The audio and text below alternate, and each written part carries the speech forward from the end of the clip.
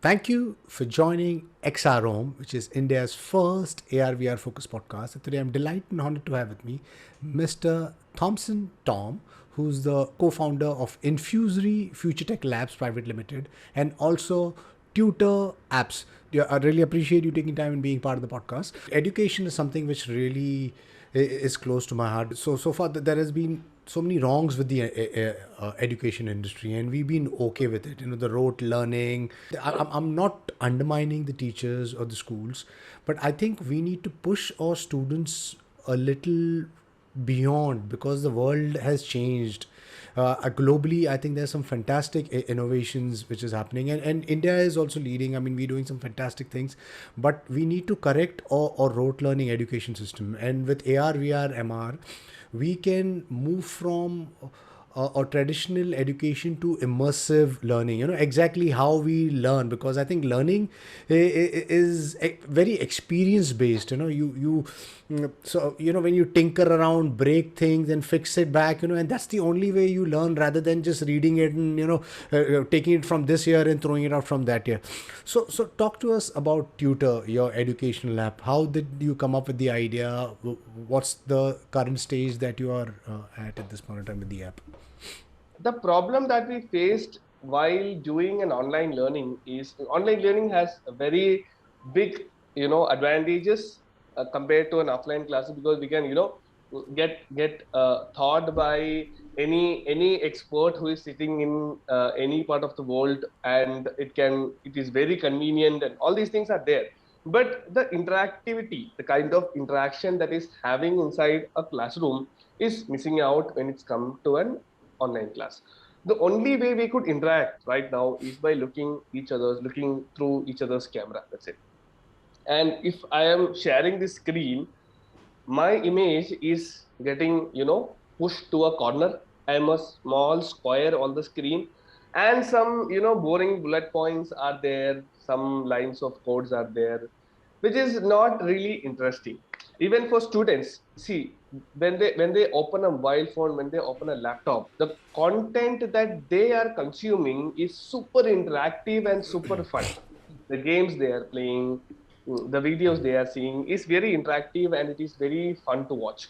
But when we do a traditional method of teaching through the same device, it kind of makes them zoned out of the class. So we identified this problem in the very first, and it was the pandemic who actually made this a problem, brought this problem to a limelight, showing that yes, when coming to online, because everybody was doing online. Even if you talk this problem earlier, we couldn't make the common people relate to this problem because they were not kind of introduced to an online. Now you go and ask every father or mother, they will definitely, because we have at least one member in the house who is doing an online. It can be your son, your daughter, your niece, somebody else. So engagement is something that we in the immersive people in the immersive space are doing. It's the main objective of this technologies like AR and VR, to bring engagement. So we thought, why couldn't we try it out in this, and that's how we started working to bring a lot more engagement and fun in any type of learning. It's not going to a school level or a college level. Wherever online learning is happening, Tutor is creating engagement, creating that experience, really fun and impactful. I think you rightfully pointed out that the traditional education has been missing out the transition which has been happening. The young kids, the young generation are consuming a whole lot of content, whole lot of interactive content, which is almost freely available on the internet. Then there's these TikToks and Instagram, which has got like content which is extremely engaging to a point that you can. It's difficult to disconnect. Once you start consuming that content. But the traditional education is still stuck with a 2D books and a teacher. So yes, I think there is a need for the traditional education system to understand that we are in a cusp of some insane change, because you mentioned that online learning, it's got its own problems. I do understand that, but then ed tech and online learning, I think it's kind of disrupting the education industry. There are these things called Absolutely. MOOCs, massive open online courses, and right from the Harvards to the MITs are Yeah. on there, and these are like literally free for you. And education, which is anything and everything, right from physics, science, your traditional learning to your entrepreneurial skills. You want to upgrade, rescale, upskill. These are all available online. And somehow our traditional education institutes are still hung up with the brick and mortar education system. I hope that they wake up, and I'm sure that they will see it, because there's a larger number of students who are leveraging these online opportunities, because there is so much free education. And it's not just the online. There are these podcasts, which is, and podcasts and small content creators who are throwing in these videos for you to learn. And so I see that there is some kind of a democratization of education which is going on. And I hope that someday we get to a point where education and healthcare, which I believe is the two most basic human right, should be standard globally. Yeah. Should be True. standard globally, and so it should be one standard. So what that does is, like, if there's a student sitting in maybe Assam or Maharashtra or Kerala or California or China, they will have the same opportunity. Same. Yeah. So I hope that something like that happens. Now there are a lot of students, there are a lot of schools, a lot of professors who are still not aware about augmented reality and its capabilities. Let's start over there, where you explain what is it that augmented reality is, what it does for education, and you mentioned different types of learning, right? So maybe you could hit on to that also.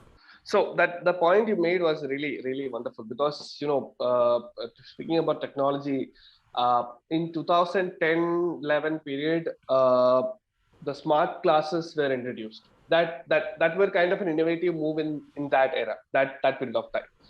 But what happened after that? Nothing. Still, that's the thing. That is the latest thing that we can see in the classroom. Nothing else have evolved into it. But and also, I think national education policy has been,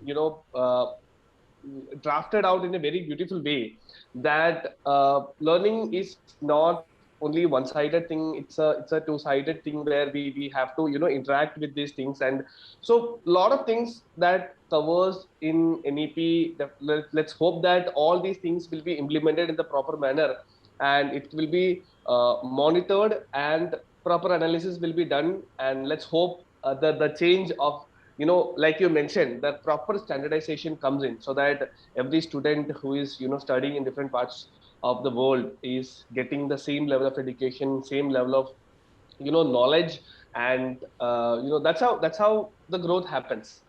About augmented reality, I have a very, very simple explanation about augmented reality. That is, anything, if you can bring any digital overlay on a live camera, on a live feed, that is augmented reality. It can be a 3D model, it can be a image, it can be a video. It must happen live. One thing. Second thing, it can if it directly comes on your camera feed, that's it. So it bringing that, it makes you feel, it make the viewer feel that that particular object is sitting right next to me or standing right next to me. So that is the simple explanation of augmented reality. Even when I talk to teachers, I use the simple words so that they capture the idea very faster. So what Tutor does is, let me just take you back to the school lives that you have. There, at least there must be one teacher who would bring a cardboard of cube or a sphere or some balls to show the atomic structure. There must be at least one teacher who bring these kind of equipment to capture the attention of students and to make them understand the concept, instead of by hearting the definitions. So that's actually a brilliant approach. That initiative is taken by a lot of teachers. So when we tried to solve this problem, the first idea the first idea that was that came to us was this. So making, these are called teaching aids. Making teaching aids for each and every topic was a tedious process, and it's a physical thing, so one person at a time can only use it. So we thought, why can't we digitalize it into a 3D format, and we can use augmented reality to make it real life, like how physically it should be used, it should be consumed. In that way, digitally we could use it with augmented reality, and that's how the concept of tutor was born. One thing that we have to accept is 100% of thing cannot be replaced by technology. There must be some element of human touch that significantly makes it a different, it makes it unique. If it's everything 100% technology, everything will be same, there is no difference. So a maths teacher will be in the front end. We are a platform who supports the teacher for learning. We are not replacing the teacher. So tell me a little bit more about the teachers you mentioned. I mean, which are the schools, which are the institutions which are currently leveraging this? Uh, how long has it been that you have extended the service to the schools and teachers and institution? What has been their response over the period? And the last would be, yeah, the pricing plan. So maybe you could talk about that also. So we started off. Our company was completely based in Kerala, Thrissur. So our first school was in Thrissur itself. It was Nirmala Mata Public School in Thrissur.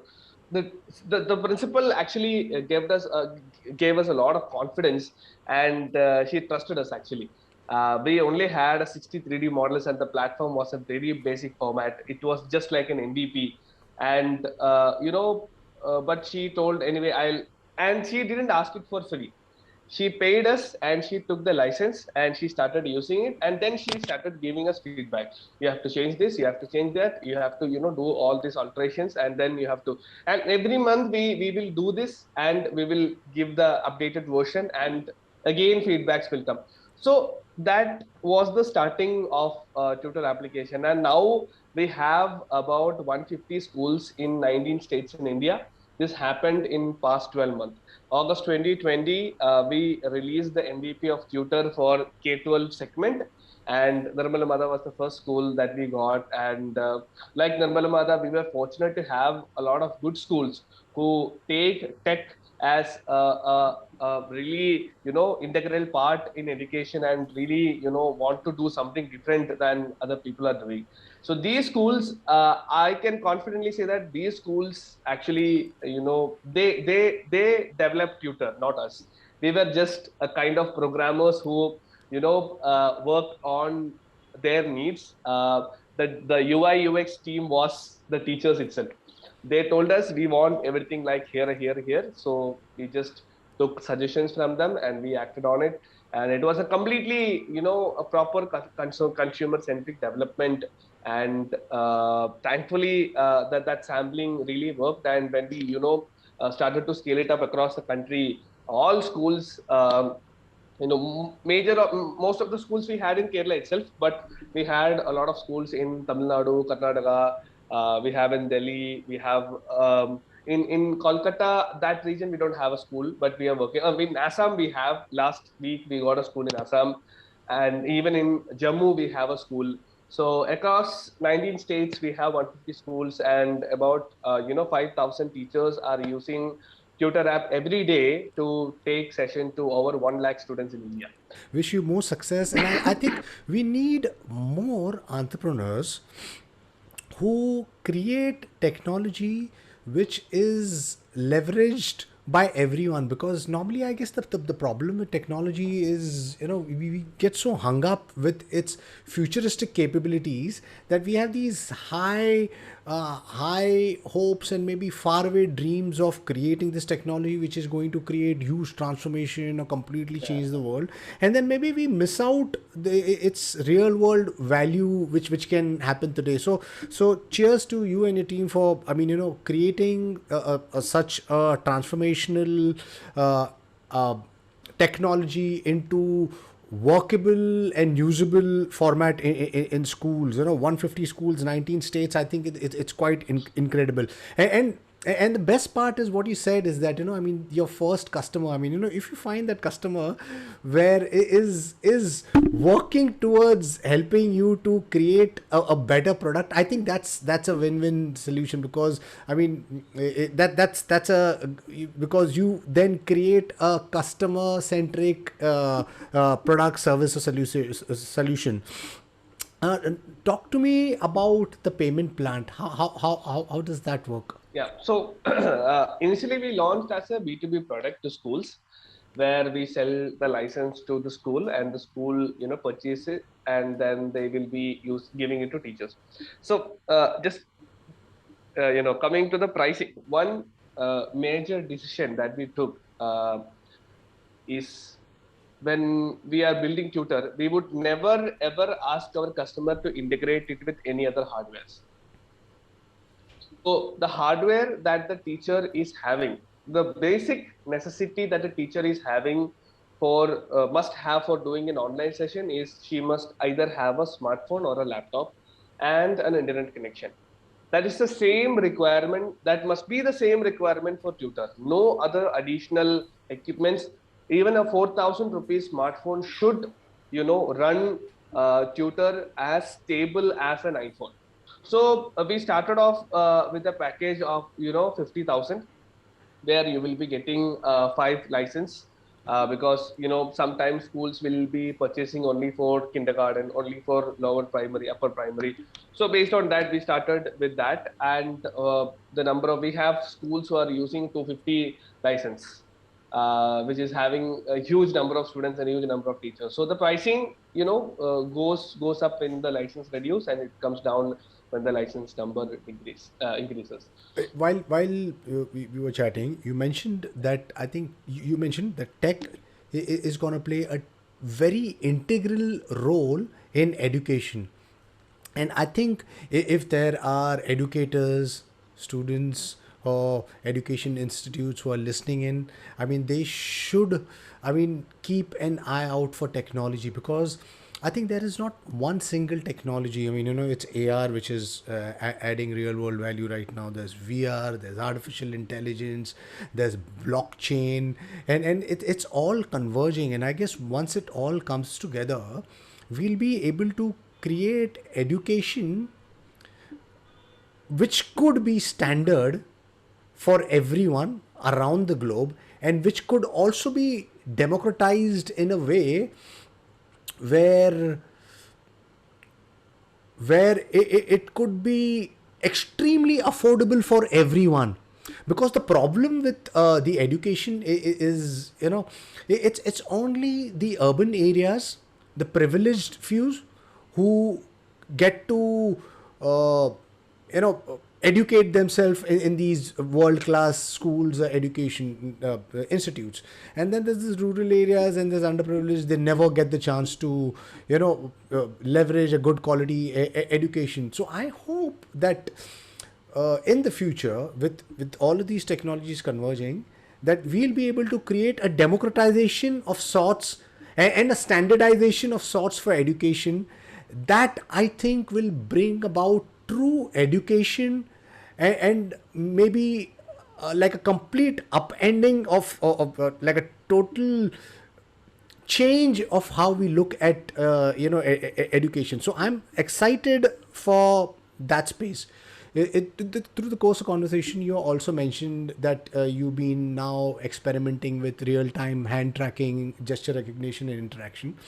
So teachers are doing out of box. So we actually, need to be fast and bring new things so that they can also enjoy while taking the session. So bringing in face tracking and body tracking will actually keep the 3D models where it should be. If it's a sky, it will be automatically aligned to the corner of the screen, and then the rain comes. So the teacher need not to be, keep on adjusting each and everything on the screen. So, but the hardship of it is it must be released in every device at the same time. The platform software is getting updated on. All these things are really challenging, and developers are working very hard. I really congratulate them within a short span of time, they are doing a lot of work. Shyam is actually um, taking care of all these teams. He's actually looking, he's actually looking the tech part, and I'm actually into looking the business and other parts. So Sham and his team is working very hard into bringing these things as fast as possible. And right now we are going through a hybrid learning phase. So we are actually developing interactable 3D models in the way that, for example, a teacher is teaching about the difference between potential energy and kinetic energy. A tank will be there, the water will be flowing. The teacher can change the height of the tank so that the particular changes can be visible on the screen. This thing can be done in a classroom scenario, and also in an online scenario, also in a hybrid scenario. So this is where we are looking forward, to make everything interactable and fun and experiential. Right. Yeah. So yes, exactly. So that's exactly what when you said tech is going to play an integral role in education. We are transitioning into an exciting space. You mentioned interactive 3D models. Learning is going to be so much fun. Those books are going to come alive. It's no longer going to be 2D. It's going to be 3D objects jumping out of your books where you'll be able to interact. So it's obviously it's a very exciting way to learn. Tell me about your hand gesture tracking. When do you think it's going to be implemented? And you were mentioning about some new features. Are there any new features that besides this what you already spoke about that you would like to share with the listeners? Yeah, so the hand tracking features is actually done in the tester module, and it is not integrated to the full system. The testing is been going on. Our teachers are testing the module, and they are finding some kind of difficulty in using it, because it's a entirely a new thing to them. Hand tracking, gesture tracking, and all these things are entirely new thing to them. So we are looking to simplify the UI, simplify the process in setting it up, using it up. So the UI part is where we are working on than the tech part. So hopefully in 3-4 months, so next academic year definitely we will be releasing it with the main application, and other along with the face tracking and the body tracking features. We're also working on the face tracking feature, and along with the hand tracking. Hopefully both will be released in the next academic year. Right, right. How happy are you with India's AR/VR ecosystem? Because you've been vested since 2016, I believe. What do you think about the investor community support, and do you think that there should be more done by the government and the investor community to grow this ecosystem? Uh, I think it's been like 2-3 years. AR/VR is kind of a boom right now, and the news from Meta and other things are actually adding a really good flavor into in the air. Still, it will take some time, because when AR/VR is just an option, uh, we cannot actually go all in. When AR/VR can actually we have to grow in that way that it can actually be a necessity in certain areas. So right now there are a lot of areas where AR/VR can definitely be sorry definitely be a necessity than an option. But I'm pretty sure that technology is growing very fast. And speaking about the community that we are having is really good. The developers, the entrepreneurs in the community is really solid, and I think we are actually really good in competing with in people with other ecosystems like Silicon Valley or other places. We are actually they are hiring our people in developing the POCs and other stuff. So the ecosystem is brilliant. We have a very good communities, very good people in India who are actually supporting and working for. I personally know a few of them, including you, in working towards developing the ecosystem. So things are happening. I think government is actually making some effort, but I think some more efforts are need to be taken, because we have a very good people here. It's not like we don't have anybody and we are trying to building everything from scratch. We have a very good community here. So I think a very good interaction with these communities alone will give them a light of what actually need to be done. Definitely it would happen. It's not like we are in a blind spot or something, but yeah. Lovely. I think you touched upon something extremely profound. You said, at this point in time, I mean, though the technology is growing, we are, I mean, AR, VR, MR is still an option. It's not become a necessity. But I'm sure the way it's going, I think in another few years, it is going to become a necessity. And I think you also pointed out that the Silicon Valley has been importing or talent or engineers over here, and the country needs to wake up, the government needs to wake up, investment community needs to wake up and understand that rather than just complaining that how come US or China builds most of the innovation, the reason I guess they're doing is because they are nurturing their innovators, and they are nurturing their deep tech innovators, because they have a vision. Because most over here, what at least my perspective I am seeing is that most of the investors have a wait and watch when it comes to XR or deep tech, because Yeah, the time period of the ROI is a little longer, so everybody's got to wait and watch. But I think that the entire game is changing, and nations are trying to leverage technology such as AR, VR, MR, artificial intelligence, blockchain, stuff like, because I guess the nations who have these technologies will have an advantage, and I hope the Indian government understands that and nurtures and nudges the AR, VR ecosystem here in India. If there are teachers, institutes, schools, colleges, or enterprise wanting to get in touch with you, where can you be easily be found? mostly I'm active in LinkedIn. So just visit tutor.app to get all the details. You will be getting all this information from that website. Last question. We are sitting in Yeah. 2021, uh, first week, second week of November. Where do you see yourself in 2031, 10 years from now? Where do you see Tutor in 2031?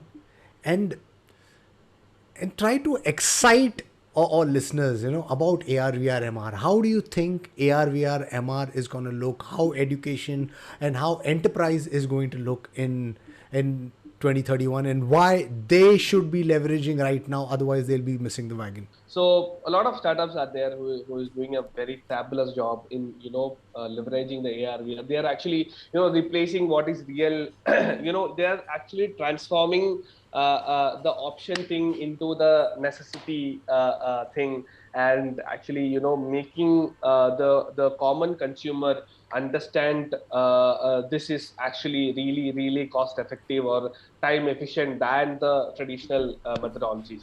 So imagine yourself in 2031. One thing I can guarantee you hands down is AR is gonna be everything. XR is gonna be everything. You you were seeing movies in 2000s, or in 2010 you were watching movies in your television. You would wait and watch the ads and then watch the movie and all these things. But right now, I don't know how many of you are watching movies or your favorite shows in a television. Everything is with you. Everything is in your smartphone. Everything goes with you. So the technology evolved fast. Now it's here. Now it's a separate device. And the way it's going ahead is everything. You don't have to take your phone and then check your notification. You don't have to check your phone and watch the video. Everything will be here. Everything, it can be a lens, it can be a eyewear, where everything will be merged to your real surrounding. If you want to see a glimpse of that, there is a video called Hyper Reality in YouTube. Just go ahead and watch it. You will get an idea about what I'm talking about. It's definitely going to be of course, there are certain challenges that is coming up with every new change that is happening, but I'm pretty sure that people who are working on AR technology, please, my request is don't give up, because your time is coming. It's not this time to give up, because now it's a beginning of something, and everything is actually coming there. And sometimes we are too early, but don't worry, tone it down, and focus on the survival. But your time will be there, and where you could actually change the optional thing to the necessity part. So that's what I think about how AR VR is going to. And definitely televisions, mobile phone, everything will disappear, and it's you will be seeing, by just wearing a lens. By a click, you will be taking photographs. There will be a virtual robot standing right next to you, who will actually act as you. Go to Paris, you go to London, he will talk for you in their language, and he will guide through you like Google Maps. A person will be there, virtual person will be there in front of you to walk you around. And yeah, if I'm talking about lot of things, in just a glimpse, you will be getting information than Googling it. It will be in front of you. And there are a lot of things that we can expect that will be there in future. And this is not a science fiction story that I'm telling, but this is something that is having a great potential to appear in next 5 or 10 years. That's what, not very long. So that's it for the how I think AR and VR is going to grow. Second, if I'm talking about me, if I'm not kicked out, I will be still with Tutor in next 5 or 10 years. And where Tutor will go, like I mentioned earlier, uh, Tutor will be an enabler for any kind of learning that is happening, any enabler of engagement in learning, any kind of learning that is happening. So that's where we see our Tutor. That's where we are designing Tutor, where it can be integrated to anything. Can be an API, SDK. The format doesn't matter. We don't actually focus on the format. We actually focus on the outcome. So the outcome will be, if you want to engage with somebody that is not physically there, Tutor will enable it. So that's where I'm seeing ourselves in next 5 to 10 years. Lovely. Thompson, really appreciate you taking time and talking to us and sharing your insights on education, not just education, sharing us a roadmap of the 10 years, 5 to 10 years of excitement filled, journey, which is awaiting all those AR, VR entrepreneurs who have been vested in this space and have been waiting for the time. And I hope, I do endorse your thoughts that I think, the ones who are waiting and have been spent, years trying to hone their skills in building the product and solution in XR, their time has come. Because yes, it's not just Facebook which is rebranded into Meta. There's so many other companies which are now seeing the light, because hardware, software is now merging together, and its capabilities are becoming so that it is going to give you real world values. You mentioned about Kiichi Matsuda's hyper reality. Yes, the Kiichi Matsuda, when he made the film, the reason he did that was to show that how the world, things could go wrong with XR. I hope that we don't become so dystopian where anywhere everywhere we look, that it's been overlaid by some digital assets. I hope that that's not the case. I hope that we create a XR or metaverse which is beneficial for all, which respects privacy, and which really creates a better world. So Thompson, really appreciate you taking time and being part of the podcast. And to my listeners, if you like what you see in here, then please press the subscribe button. Until next time, see you guys. Bye bye. Thank you, Tom. Bye bye.